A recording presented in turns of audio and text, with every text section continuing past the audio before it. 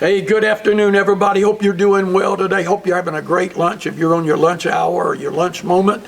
Or maybe you're just taking time for our devotion that we're doing every day. And I so appreciate you taking time. Hope we've been a blessing to you and encouraging you. Thank you guys for the comments that you've been sending to us or you'll post throughout the day. Thank you so much. And if you want to share this, please feel free to share it because we want to be an encouragement to everyone that we can. You know, yesterday I started talking about pressure, when pressure comes. And I believe there's two times that pressure comes, and probably a lot more.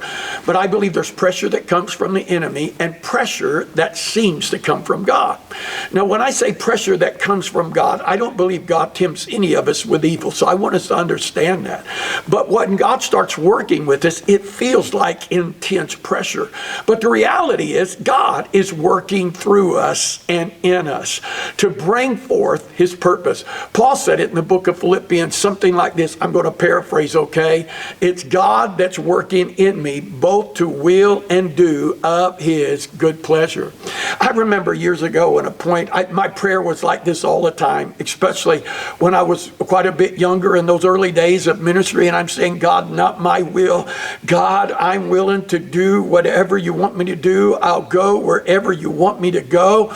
God, I'll say whatever you want me to say. You know, it's real easy to pray that.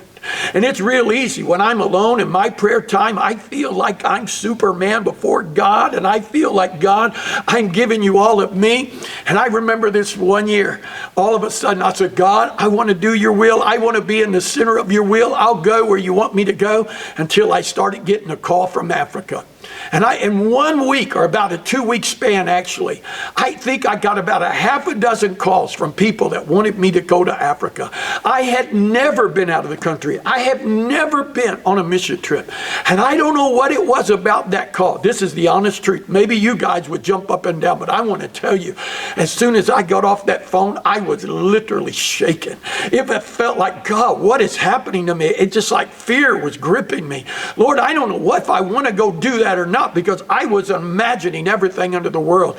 They had promised me, Pastor, if you'll come, we'll take you on a safari. We'll do all of these wonderful things that would be so good to see. But I couldn't figure out why. I was in fear. Why I was sitting there shaking. I was trembling. Honestly, I was. All my friends, my ministry friends in those days were going to the world, and they were doing all of these things, touching the world. And yet I got the call and I was shaking. It was like, what's wrong with me? And I thought, God, you got to help me. What's wrong with me? And I remember calling up my friend, Brother Rick Clendon, and one of our apostolic overseers at the time. I said, Rick, help me. Why do I feel this way? And I remember Rick saying something to me, Pastor, I don't go everywhere. I go where my grace is. And I began to realize that I was being stretched into something. The pressure was on me, was from something within me, not from without, because God already had a plan.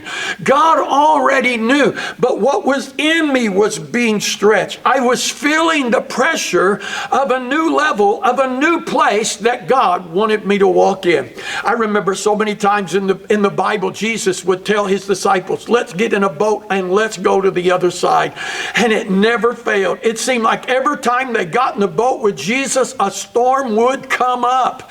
And all of a sudden, these guys that were accustomed to the sea, most of them were accustomed to storms. That wasn't the first time they'd been on the boat in a storm, but there were time after time, these storms would be so overwhelming. Master, don't you care that we perish? There was even one time Jesus didn't even go with them, and he sends them to the other side. It wasn't about the trip there. It was what they were going to get on the other side, but it was the process.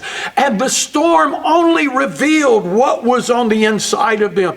It revealed the fear. It revealed their willingness to say, we're going to do this our way instead of God's way. I remember one time on this boat, they cried out to Jesus, Master, don't you care that we perish? And how many times God had revealed himself. He had fed them. He had taken care of them in so many different ways. And now they're in this moment, they're questioning Jesus, don't you care that we perish? Listen, friends, sometimes it's the pressure that's not coming from without. It's the pressure that's on the inside of you that's revealing things that God is saying, you need to deal with this. Let's work on this so you can be everything that I desire you to be. Don't fear the pressure. Yield to what God is doing and let Him make something great out of your life.